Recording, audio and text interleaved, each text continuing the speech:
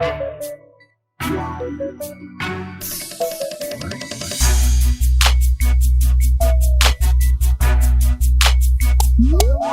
all new edition of The Take. I'm your host as always, Kendrick Diggs here on this Thursday, December 5th, 2009. We are merely 3 weeks away until Christmas. Christmas will be here, as you know. It'll be here 3 weeks from tomorrow on Wednesday. Man, oh man, what a show we have for you. But first thing first, join in the conversation using the hashtag Take here on Connect. And don't forget to subscribe. Subscribe is caring. If you love this show, subscribe. Ain't nothing wrong with tell a friend, call a friend, subscribe. The Take is your weekly pop culture show of every day, or not every day, but every Thursday. But we're here to give you insights or reviews, entertainment moments, pop culture moments from the week. All right, let's get to the big story. The big story is Christmas being more commercialized than ever? Well, we have this Thanksgiving stuff that's coming around, and then Black Friday just passed us, all this Christmas stuff. But let's get a little insight on what's going on in Christmas in 2019. Watch this.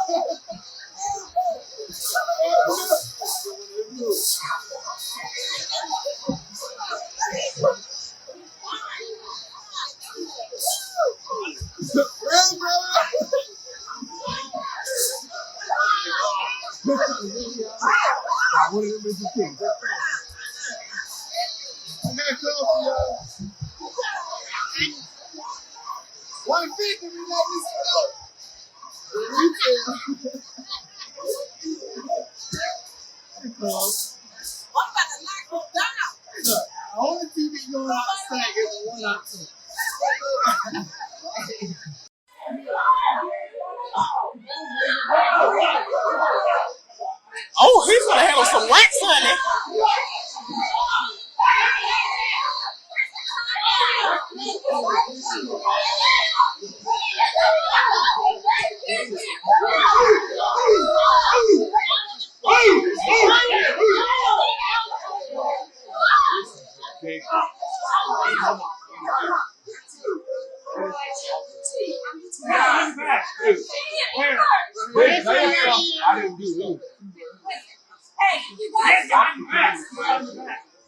A young girl in a white top can be seen approaching a group of 8 juveniles here in this pedestrian-only plaza. She demanded they give her back her cell phone that she claimed they stole from her 30 minutes earlier. They started pushing her and violently shoving her, according to Emeryville police. A witness, who later identified himself as an off-duty CHP officer, intervened to save the victim from the group of juveniles, which is about 8 juveniles. The group then turned towards him and became violent with him. He was punched, he was kicked, he was taken to the ground, he was choked, he lost consciousness for a minute. Emeryville police say when he regained consciousness, he used pepper spray on the suspects. Police employed by a nearby Apple store arrived, and a 14-year-old and 16-year-old were arrested. The off-duty officer eventually drove himself to a hospital. Shoppers today expressed surprise and concern. I don't really go out by myself after dark. So that's part of that's just part of living here. 6 juveniles remain at large. We're trying to get as much video as we can from witnesses that were there that may have recorded on their cell phone as well. So we wanted to circle back to that if anybody has any of that available. All right, we're off to the races as Christmas is in effect. Christmas will be here, like I just said, in 3 weeks' time. And then New Year's, my favorite new holiday now, New Year's Day. If you love to drink a little bit of the bubbly. So Christmas is coming soon. And a lot of good insights that Christmas could be commercialized because of these prices and stuff like that. And people are just clinging to bargains for the end of the year sale. Just sometime with Christmas, sometime you get the end of the year sale and then they try to take things out and put, like out in the old, in with the new scenario. So that's how Christmas is going to be rolled out and stuff like that. But let's see what you viewers at home think about Christmas in 2019 being commercialized. Watch this.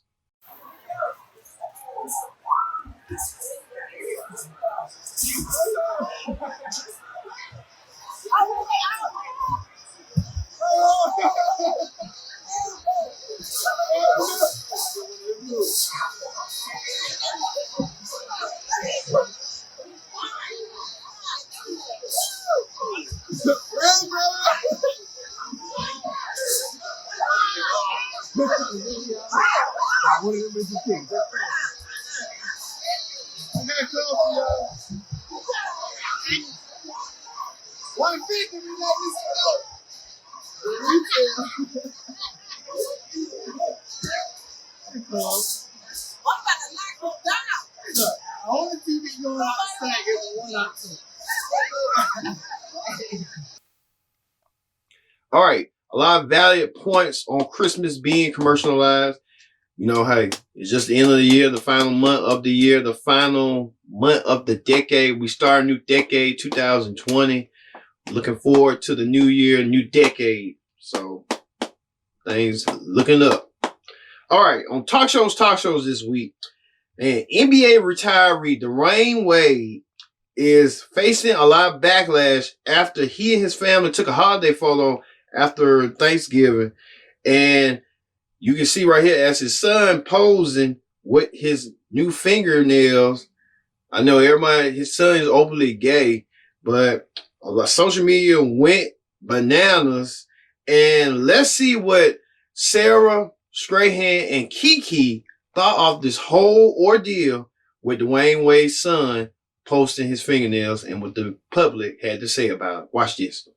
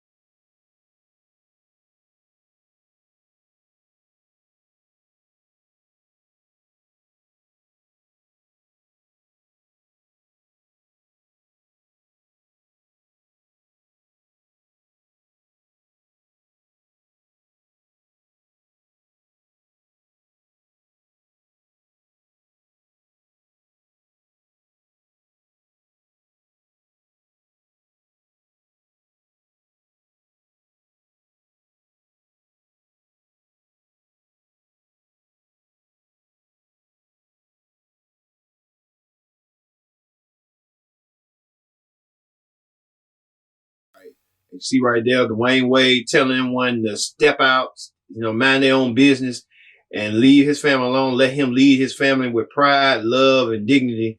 So I guess he said in the first word instinct pride because his son is prideful.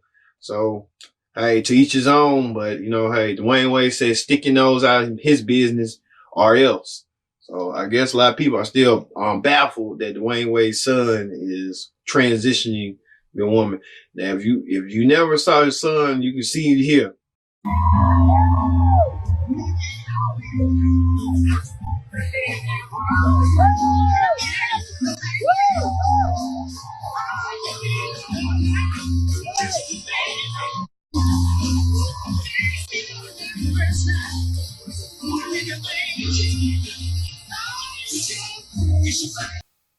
All right, he's posing the catwalk.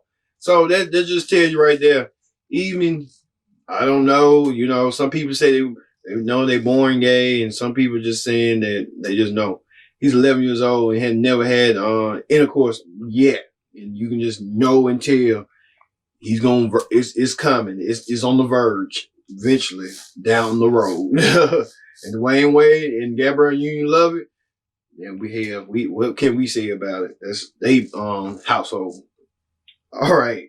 All right. Speaking of Gabrielle Union been in the center of attention this week as America's Got Talent, where she was a former judge. She recently got fired, but Wendy Williams has her take on this whole Gabrielle Union, America's Got Talent, NBC, Simon Cowell ordeal. You won't believe what Wendy had to say. Watch this.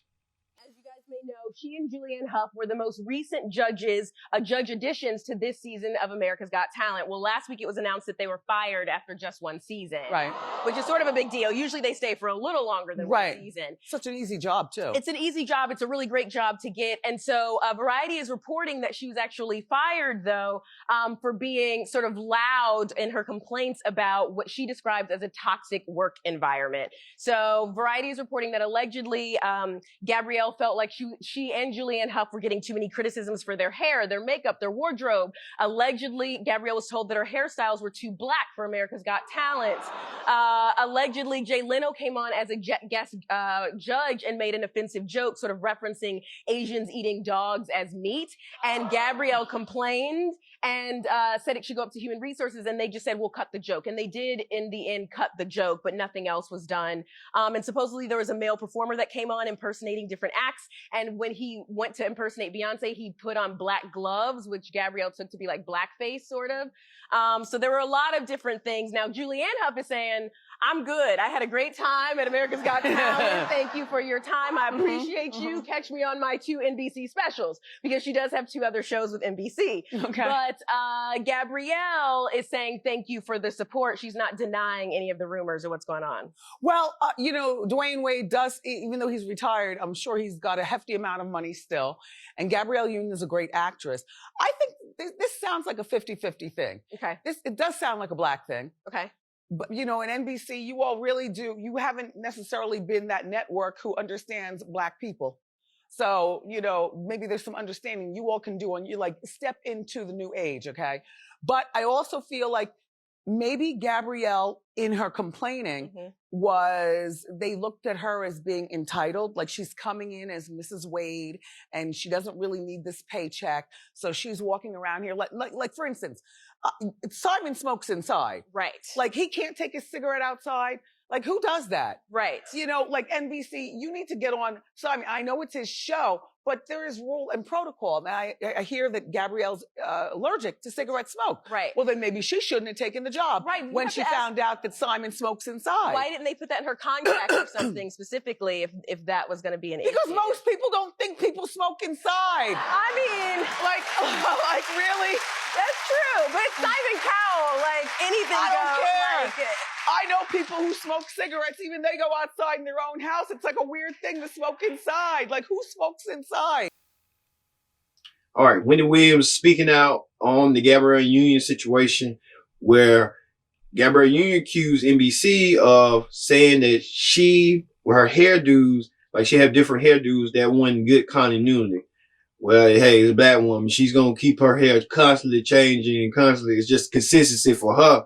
But the consistency for NBC it was too difficult. And Simon Cowell also said that she was difficult to work with. But Gabrielle Union has said she asked Simon to not smoke, and the whole thing blew up in his face. And he just said she had to go. Like Wendy Williams said, Gabrielle Union knew Simon was an avid smoker, and, you know, Simon the executive producer. So, you know, both of them got both points of view, but at the end of the day, you know, Simon Cowell still rules the roost, and NBC still funding them with the coaching network. But, you know, NBC is facing a lot of backlash as late with the Matt Lauer situation, this whole little ordeal and stuff like that with the men. It's just NBC culture needs to be changing real quick, real soon, or else, you know how they say, and stuff like that. All right, we continue more with talk shows. We continue from last week's Red Table Talk, where T.I. and Tiny get to the meat of the bone, and why they were searching, and why Tiny was searching for her identity, where T.I. was still in prison and about to be released from prison. Here's what both of them had to say about their marriage woes and how they resolved it. Take a look. I got on my own 2 feet, I felt like I should have a voice too. Yes. And that voice, it was a little different from what he was used to. Right. So that to me is what caused the issue. Wasn't because I'm just being outlandishly disrespectful, because if you recall, you could not move, you could not go anywhere. I was still in the house, like I was on probation, doing all the things. But because I had a voice that was not so timid, like to me, this is my it's her perspective. It's her perspective, Tim. I feel like it's her perspective. He felt like it's not the woman I left, and this is not what I want. I want somebody that if I tell her this, she's gonna listen and she's gonna do this the way I want her to do it. And that's what he went. He went and found him somebody that he can be like. All right, T.I. saying what led to things. T.I. kind of scooting around the issue, but at the same token, Tiny trying to get to the root of the problem, but T.I. kind of like being who T.I. So T.I. said what led to things, led to rings, led to wings. So T.I. just like chicken, like things, like houses, and like rings to keep Tiny happy. So it's kind of like a unconventional relationship and unconventional marriage, but T.I. and Tiny, all these years, been 20 years together and 10 years in marriage. Hey, they made it work some way, somehow. So, hey, they kind of eventually love each other. We got all those kids. Hey, you destined to put a ring on her to keep her happy. Because I know sometimes women gets like remorse and be like, I had all these kids and I didn't get nothing out of the deal. So, Tiny got somebody to deal, all right, dealing with T.I. crazy self. All right. In celebrity news, Lori Loughlin's daughter, Olivia Jade, resurfaces back on YouTube. Wow. She's back on this platform again. And she gives new insight onto what led her family to dissolve with the problems with the college admission scandal and how they're dealing with it today. Watch this.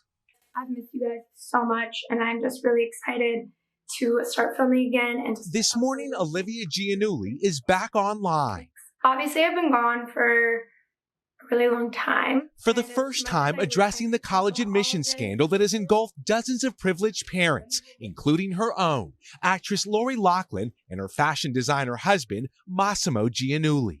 I'm legally not allowed to speak on anything going on right now. The 2-minute video posted on her YouTube channel and seen over 500,000 times comes after several months of silence. This is the best I can do, and I want to move on with my life and not trying to be in a selfish way. Reaction online mixed. One critic commenting, I did not hear a single apology to the people who were impacted, but others posting support. Welcome back. It's time to move past it all. The YouTube star and her sister, Isabella, are no longer enrolled at USC, the elite school their parents allegedly paid $500,000 in bribes to get them into, posing their daughters as crew recruits, though neither rode competitively. In the wake of the scandal, the social media influencer lost a number of brand sponsorships, and her candid videos were scrutinized, including this one from last year about attending USC. I don't really care about school, as you guys all know. Pay for my tuition, Lori! Despite pressure from federal prosecutors, her parents have pleaded not guilty to all charges and could spend up to 40 years in prison if convicted. As they await their next court date in January, another parent facing similar accusations has been sentenced. Former real estate executive Toby McFarlane admitted to paying almost $500,000 to get his kids into USC as fake athletic recruits. He'll spend up to 6 months behind bars, the longest sentence for any parent involved in the scheme so far. I'm terrified to make this video and to come back. Now Olivia Jade is stepping back into the spotlight as her famous parents' drama could soon unfold in front of a jury.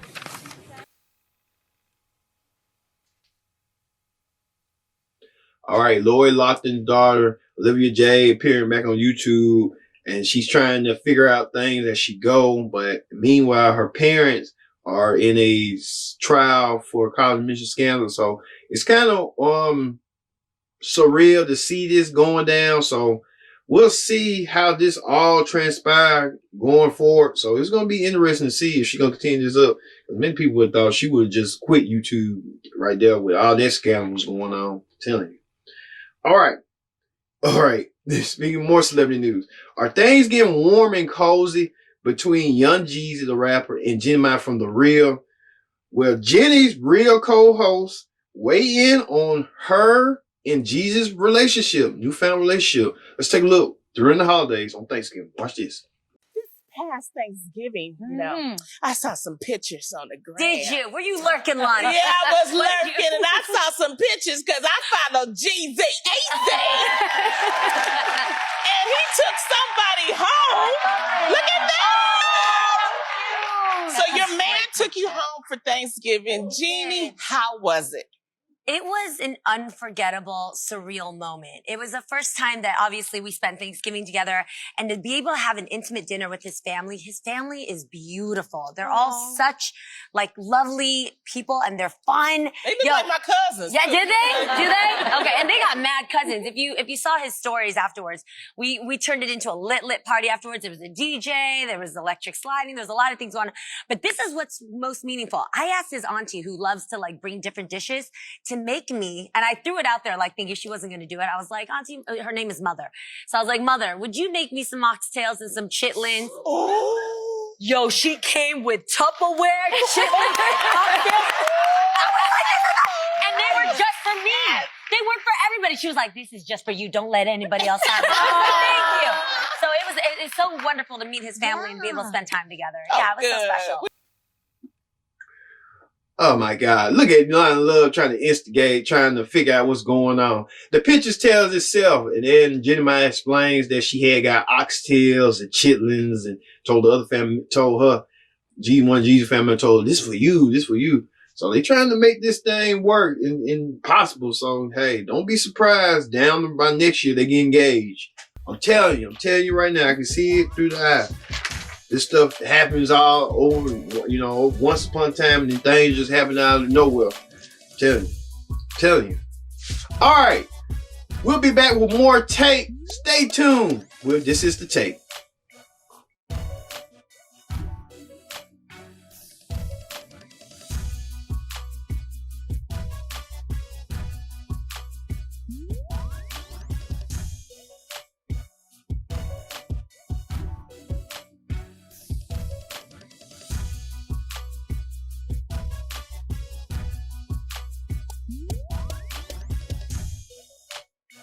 This is Ken Dix for your Take on the Go. Take on the Go right now. All right, many people are still pondering on what actor Billy D. Williams said, that he sees himself as feminine and masculine. After this whole ordeal, let's hear what the Dish Nation crew had to say about this. Take a look. Out of the closet as gender fluid, baby. He was stuck in the closet. Now he's out of the closet. Yes, honey. In a recent interview with the Esquire magazine, we can't refer to Billy as him, her, or she. So they talked about their movie, Star Wars, The Rise of Skywalker, and talked about their new fluidity. Billy said, I say himself and herself because I also see myself as feminine as well as masculine. I'm a very soft person. I'm not afraid to show that side of myself. I never try to be anything except myself. I think of myself as a relatively colorful character who doesn't take himself or herself too seriously. Well, I'm glad that they finally came out, because even though you're 82, back when he was Mr. Cold 45, you Mr. Don't Make My Hand Fall Off. You know what I mean? Every woman wanted Billy D. Williams. And so you couldn't come out back then. That we would have crushed everybody. But I don't want to. Let me be clear. clear. Nor was it as acceptable. Let me be clear. What now? He is not coming out as a homosexual male. He's only saying that specifically when it comes to his handle as him or her, he doesn't go by either one. He sees himself as both. So he hasn't actually said that he is homosexual or not. Okay, I get that part, but what about the part of what they identify as to making love to? That's what I'm talking about. You're just saying that means he's him or her and he doesn't matter which one that is? Or does that mean he dates men and women? On that part, he's saying mind your damn business. Okay, well, then there's that. Well, then there's that. Don't worry, then there's that. Part yet. He said, mind your damn business. I'm saying that's what it is. Lord. All right, Billy D. Williams, the man who's ushering in Coke 45 and making commercials, now kind of sees himself as a man and a woman and a gender fluidity. He didn't say he was overly gay or nothing, but a lot of people are still speculating and wondering, is he trying to go to that point of vantage? Wow, Billy D. Williams, at all these years, well, that's just how it be. We had that other story previously with the Wayne Wade situation, so it's just everything coming out the open now and it's getting more acceptable. But hey, equality, inclusion, that's what's all about these days. So hey, it's what it is. All right, we'll be back with more tape. Stay tuned.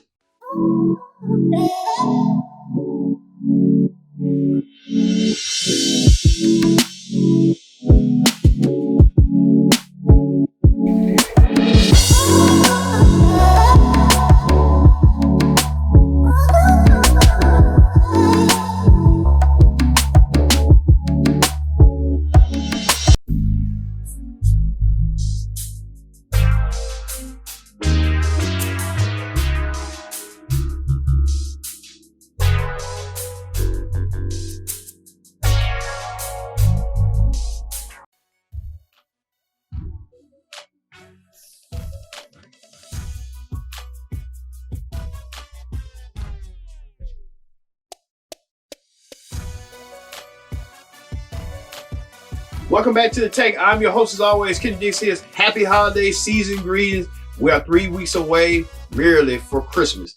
And hey, join in the conversation using the hashtag Take here on Connect.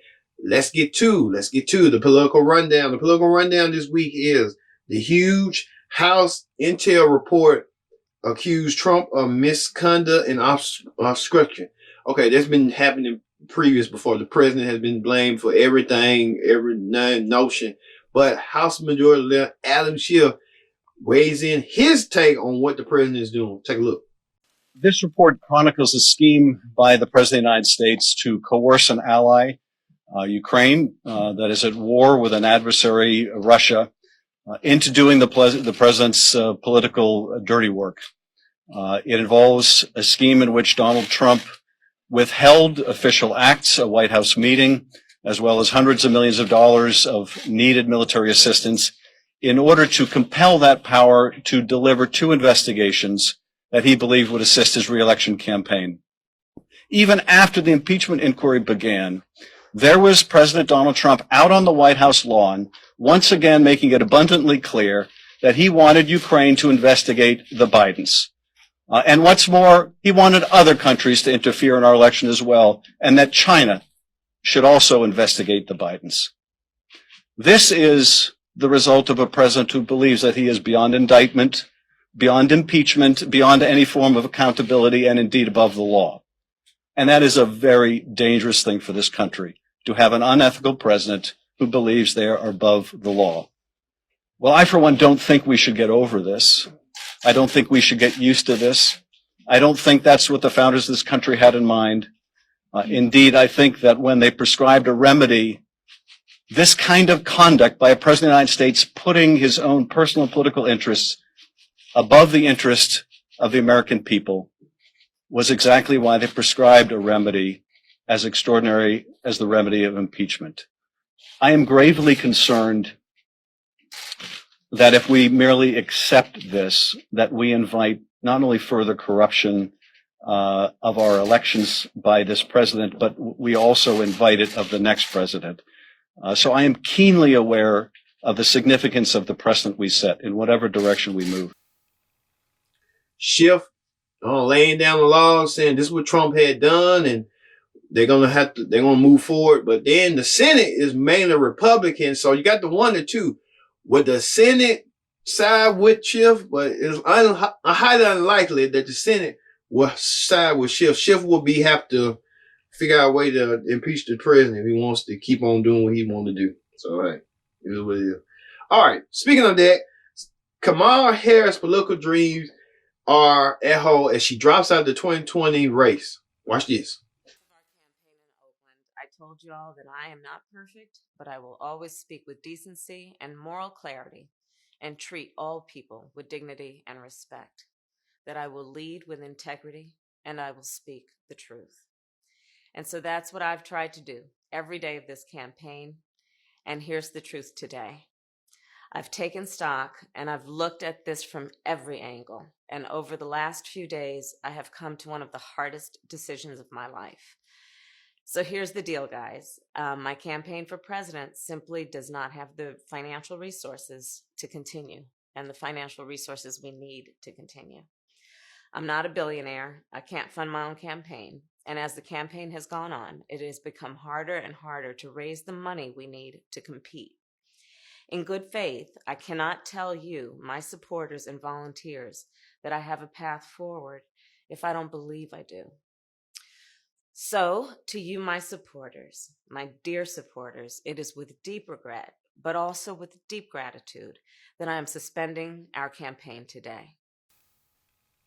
All right, you saw right there, Kamala Harris giving her speech that she started 11 months ago, that she thought she was going to be the one to win the cancer, but she didn't raise enough money or funds. And it was a whole lot of backlash against Kamala Harris on the fact about African Americans that she imprisoned, and she gave them harsher sentences. So Kamala Harris quietly drops out the race. But the president had this to say on Twitter. But Kamala went back and fired back at him with this tweet. So I think it's just a word of words now. The Kamala Harris said that, hey, we'll see you at trial. But the president before that said that, so sad that you couldn't make it through the race. You gotta have a lot of donors, a lot of funding. Keep your name in a lot of bold personality. And that's what the president likes to do. All right. On the reality show Clip Down this week, there's some drama going on at Lake Bailey, with Kenya addressing the elephant in the room with Eva about what issues they having and stuff like that. And then she turns her attention to Cynthia with this.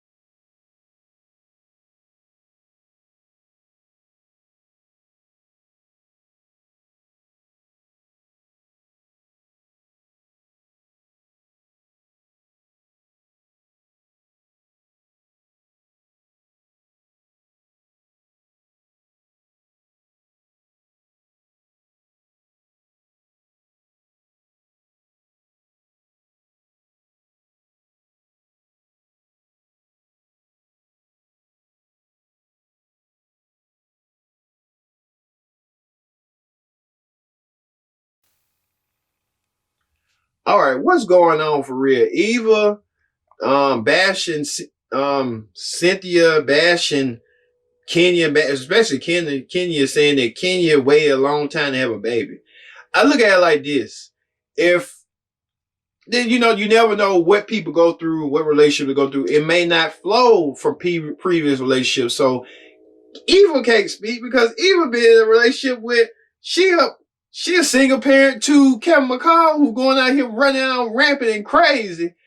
And she's with another dude having 2 kids. So Eva can't talk. Eva been there before. So Eva should relate to that. Because what Kenya's going through the same thing Eva went through her first time. But Kenya may have waited late, but that doesn't remain the fact that Kenya, at the end of the day, she be 40, 50. You can still be a mom at any age, at any given time. So Eva need to hold her brakes a little bit. And then with Cynthia and Kenya going at it, it's just kind of like the turmoil is coming through. I'm telling you, the turmoil is coming through. For real. The turmoil is coming through. All right. And finally, the viral video of the week. All right. Everyone's going crazy about Baby Yoda. Baby Yoda is the latest meme that the internet is going crazy about. And it's taking the social media by storm. I mean, All right, look at this from Disney Plus.